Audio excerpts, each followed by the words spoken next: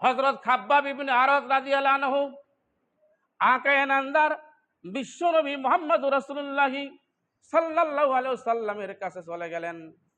এমন সময় আল্লাহ রাসূল সাল্লাল্লাহু আলাইহি ওয়াসাল্লাম ফি জিল্লিল কাবা, কাবার ছায়ায় আশ্রয় গ্রহণ করেছিলেন। আল্লাহ রাসূল সাল্লাল্লাহু আলাইহি ওয়াসাল্লাম হযরত খাব্বাবকে বললেন, খাব্বাব আল্লাহ রাসূলকে বললেন, ইয়া রাসূলুল্লাহ হাবিবাল্লাহ, আমাদের সমাজে কাটাকাটি, মারামারি, খুন খারাপের, হাজানি, লুটতরাজির, জানাবে বিচার, গুম হত্যা অভাব নাই। ইয়া রাসূলুল্লাহ হাবিবাল্লাহ, আলা তাস্তানসিরুলানা আলা তাদউল্লাহু লানা, আপনি কি আমাদের জন্য আল্লাহর কাছে দোয়া চাইবেন না? আপনি কি আমাদের জন্য আল্লাহর কাছে সাহায্য চাইবেন না?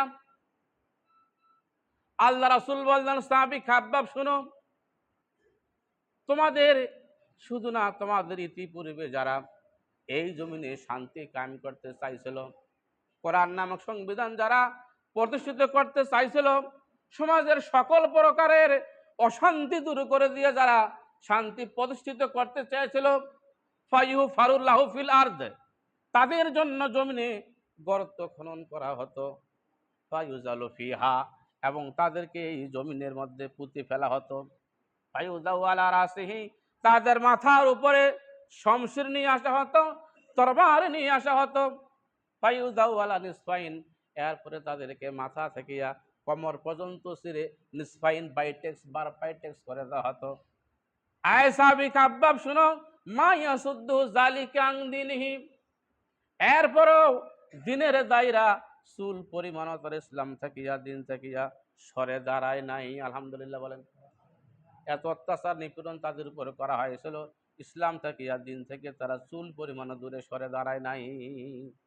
শুধু তাই নাই, লোহার চিরুনি দিয়া শত্রুপক্ষরা মুসলমানদের হক প্রতিষ্ঠাকারীদের শরীরের মধ্যে আশ্রাইয়া শরীর থেকে গোশতগুলোকে তারা আলাদা করেছিল। মাইয়া সদ্য জালিকাং দিনহি, এরপরও দিনের দায়রা এরা ইসলাম থাকিয়া চুল পরিমাণ দূরে সরে যায় নাই।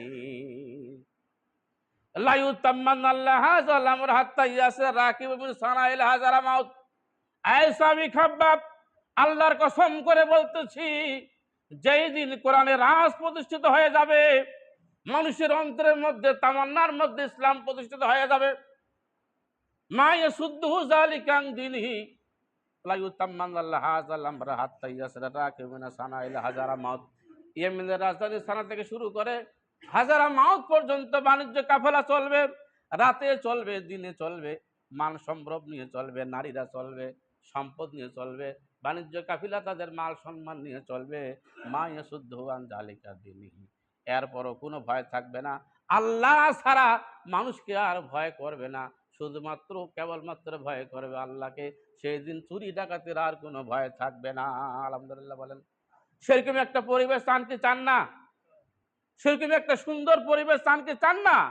শর্ত হলো ফালিয়াবুদু রাব্বা হাযাল বাইত, কোরআন প্রতিষ্ঠিত হতে হবে, কোরআনের পক্ষে কাজ করতে হবে, আল্লাহর ইবাদত করতে হবে, জীবনের সর্বক্ষেত্রে আল্লাহর গোলামি করতে হবে।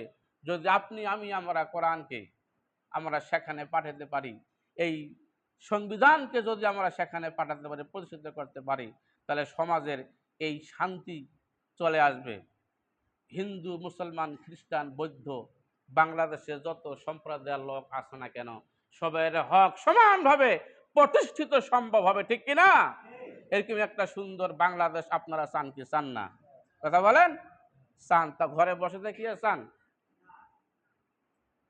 আল্লাহর আইন চাইতে হলে আল্লাহর পক্ষে কাজ করতে হবে, বুক ভরা সাহস নিয়ে মাঠে কাজ করতে হবে, ঠিক কিনা?